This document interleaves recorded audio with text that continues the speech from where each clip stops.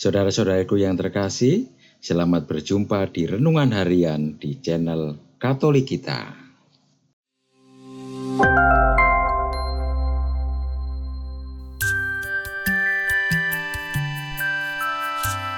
Hari ini, Senin, 12 Mei 2025, Pekan keempat Paskah. Bacaan pertama. Bacaan diambil dari Kisah Para Rasul, bab 11, ayat 1 sampai dengan 18. Rasul-rasul dan saudara-saudara di Yudea mendengar bahwa bangsa-bangsa lain juga menerima firman Allah. Ketika Petrus tiba di Yerusalem, orang-orang dari golongan bersunat berselisih pendapat dengan dia. Kata mereka, "Engkau telah masuk ke rumah orang-orang yang tidak bersunat dan makan bersama-sama dengan mereka." Tetapi Petrus menjelaskan segala sesuatu berturut-turut. Katanya, "Ketika aku sedang berdoa di kota Yope, tiba-tiba rohku diliputi kuasa ilahi, dan aku melihat suatu penglihatan, suatu benda berbentuk kain lebar yang bergantung pada keempat sudutnya, diturunkan dari langit sampai di depanku. Aku menatapnya, dan di dalamnya aku lihat segala jenis binatang berkaki 4, binatang liar, binatang melata, dan burung-burung. Lalu aku mendengar suara berkata kepadaku, 'Bangunlah, hai Petrus, sembelihlah dan makanlah.' Tetapi aku berkata, 'Tidak Tuhan, tidak. Belum pernah sesuatu yang haram dan tidak tahir masuk ke dalam mulutku.' Akan tetapi untuk kedua kalinya suara dari surga berkata kepadaku, 'Apa yang dinyatakan halal oleh Allah tidak boleh engkau nyatakan haram.' Hal itu terjadi sampai 3 kali. Lalu semuanya ditarik kembali ke langit.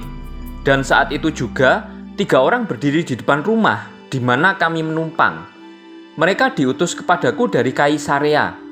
Lalu kata Roh kepadaku, 'Pergilah bersama mereka dengan tidak bimbang.' Dan 6 saudara ini menyertai aku. Kami masuk ke dalam rumah Kornelius, perwira Romawi itu, dan ia menceritakan kepada kami bagaimana ia melihat seorang malaikat berdiri di dalam rumahnya dan berkata kepadanya, 'Suruhlah orang ke Yope untuk menjemput Simon yang disebut Petrus. Ia akan menyampaikan suatu berita kepada kamu yang akan mendatangkan keselamatan bagimu dan bagi seluruh isi rumahmu.' Dan ketika aku mulai berbicara, turunlah Roh Kudus ke atas mereka, sama seperti dahulu ke atas kita. Maka teringatlah aku akan perkataan Tuhan, 'Yohanes membaptis dengan air, tetapi kamu akan dibaptis dengan Roh Kudus.'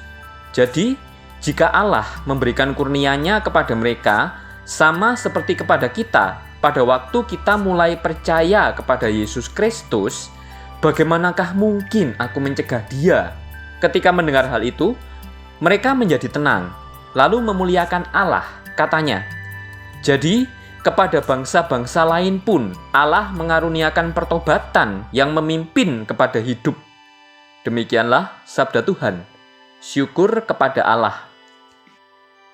Bacaan Injil.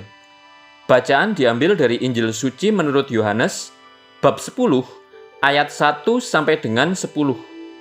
Sekali peristiwa, Yesus berkata kepada orang-orang Farisi, "Aku berkata kepadamu, sesungguhnya siapa yang masuk ke dalam kandang domba tanpa melalui pintu, tetapi dengan memanjat tembok, ia adalah seorang pencuri dan seorang perampok.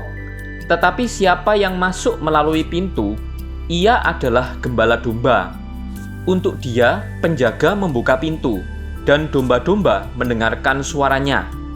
Ia memanggil dombanya masing-masing menurut namanya dan menuntunnya keluar.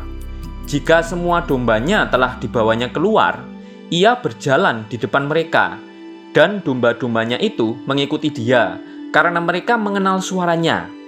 Tetapi seorang asing pasti tidak mereka ikuti, malah mereka lari daripadanya, karena suara orang-orang asing tidak mereka kenal." Itulah yang dikatakan Yesus dalam perumpamaan kepada mereka, tetapi mereka tidak mengerti apa maksudnya ia berkata demikian kepada mereka. Maka kata Yesus sekali lagi, "Aku berkata kepadamu, sesungguhnya akulah pintu kepada domba-domba itu. Semua orang yang datang sebelum aku adalah pencuri dan perampok, dan domba-domba itu tidak mendengarkan mereka. Akulah pintu. Barang siapa masuk melalui aku, ia akan selamat. Ia akan masuk dan keluar dan menemukan padang rumput. Pencuri datang hanya untuk mencuri, membunuh, dan membinasakan. Aku datang supaya mereka mempunyai hidup dan mempunyainya dalam segala kelimpahan. Demikianlah sabda Tuhan. Terpujilah Kristus. Bapak, Ibu, dan saudara-saudari yang terkasih dalam Yesus Kristus, dalam bacaan pertama hari ini, Kisah Para Rasul menceritakan tentang proses pemilihan Matias sebagai rasul sepeninggalnya Yudas Iskariot yang mengkhianati Yesus. Meskipun pemilihan itu tampak amat sederhana, yaitu hanya dengan membuang undi, namun dalam doa yang mendahului pengundian itu, mereka yakin penuh akan campur tangan Tuhan sendiri dalam memilih rasulnya.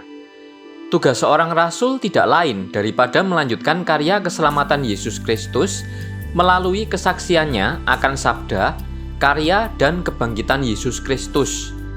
Tugas ini tampaknya ringan, namun penuh tantangan dan pengorbanan salib, sebab tidak semua orang dengan mudah menerima kesaksian bahwa Yesus adalah Tuhan dan Juru Selamat.